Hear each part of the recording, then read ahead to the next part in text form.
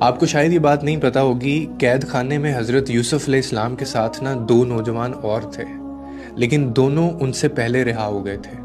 ان میں سے ایک بادشاہ کا خادم بنا اور جو دوسرا تھا نا وہ سولی پہ چڑھا دیا گیا تھا۔ لیکن یوسف علیہ السلام دیر سے نکلے لیکن عزیز مصر بنے۔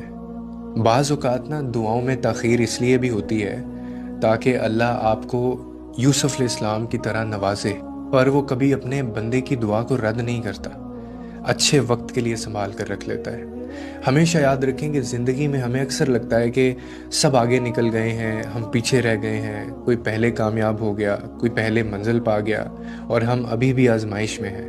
مگر اللہ کی تدبیر جو ہے وہ وقت کی قید میں نہیں ہوتی، کیونکہ وہ جانتا ہے کہ کس کو کب دینا ہے اور کیسے دینا ہے اور کیسے نوازنا ہے۔ یوسف علیہ السلام جو ہے، آپ خود سوچئے، اگر جلدی رہا ہو جاتے تو شاید وہ مصر